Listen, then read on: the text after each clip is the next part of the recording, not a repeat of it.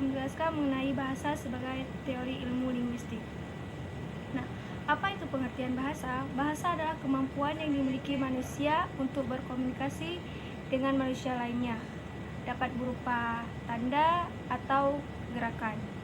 Nah, bahasa yang dimaksud ini dapat berupa bahasa daerah, bahasa Indonesia, ataupun bahasa asing.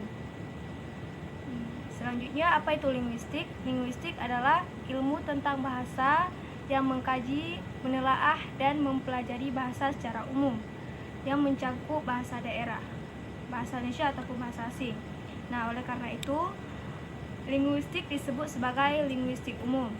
Berdasarkan pendapat yang dimukakan, maka dapat disimpulkan bahwa objek kajian ilmu linguistik adalah bahasa.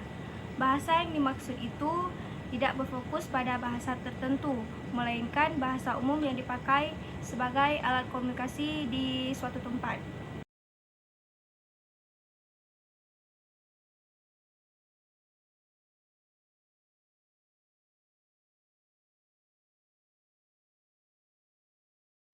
Bahasa adalah sumber bunyi. Bunyi adalah lambang yang dihasilkan oleh alat ucap manusia, tapi tidak sebuah bunyi itu dihasilkan oleh alat ucap manusia. Contohnya seperti bersin atau suara lainnya. Itu bukan termasuk bunyi meskipun dihasilkan oleh ucap manusia. Karena bunyi itu tidak mengikuti sistem bahasa, melainkan bunyi itu tidak disadarkan dan menyampaikan pesan dengan tepat. Kemudian bahasa itu sebagai arbiter. Bahasa itu arbiter, artinya tidak ada hubungan yang bersifat wajib antara lambang dengan bahasa. Kemudian bahasa itu dinamis. Bahasa itu mempunyai keterikatan. Dan keterkaitan dengan manusia dari segala kegiatan dan gerak manusia. Berdasarkan penjelasan itu dapat disimpulkan bahwa semua itu tidak terlepas dari bahasa. Oleh karena itu, sejalan dengan berkembangnya kehidupan, bahasa mengalami perubahan. Dan bahasa ini tidak bersifat tetap atau disebut dengan statis. Kemudian bahasa itu produktif. Bahasa itu dikatakan produktif. Maksudnya walaupun jumlahnya banyak atau unsurnya banyak, dalam bahasa Indonesia ada 3 pola kalimat yang dikembangkan. Kalimat yang relatif yaitu kalimat yang tidak terbatas. Kemudian bahasa itu konvensional. Masyarakat bahasa harus mematuhi konvensi bahwa lambang tertentu itu digunakan untuk mewakili konsep yang diwakili. Nah, kemudian bahasa itu bersifat unik dan universal. Bahasa itu unik, artinya setiap bahasa memiliki sistem yang khas dan memiliki spesifik atau ciri khasnya masing-masing yang dimiliki oleh bahasa lain. Setiap masyarakat memiliki bahasa dan keunikannya masing-masing. Nah, kemudian bahasa itu manusiawi dan bervariasi.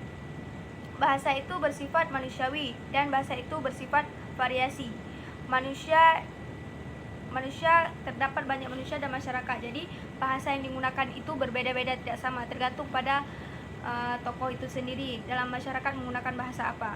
Perkembangan linguistik sebagai ilmu terbagi 3, yaitu tahap spekulasi, kedua tahap observasi dan klarifikasi, ketiga tahap adanya perumusan teori. Tahap spekulasi yaitu tahap pembicaraan mengenai sistem atau cara mengambil kesimpulan. Dengan sikap spekulasi artinya kesimpulan tersebut dapat diambil tanpa bukti empiris dan menggunakan prosedur yang ada. Yang kedua, tahap observasi dan klarifikasi, yaitu tahap ini mengumpulkan data dan menggolongkan fakta yang diteliti dalam suatu masalah.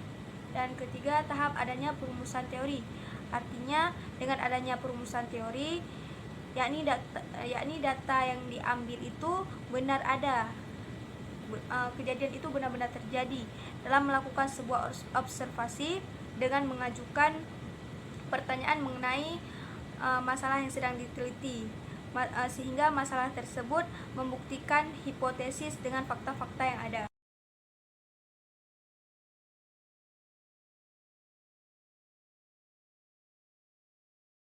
Kesimpulannya yaitu bahasa adalah kemampuan yang dimiliki manusia untuk berkomunikasi dengan makhluk lainnya, atau bunyi arbiter yang digunakan oleh para anggota kelompok sosial untuk berkomunikasi dengan makhluk lainnya.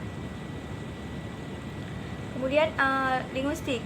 Kesimpulan dari linguistik adalah ilmu tentang bahasa atau ilmu yang mengkaji, mempelajari atau menelaah suatu bahasa. Dapat berupa bahasa daerah, bahasa atau bahasa asing.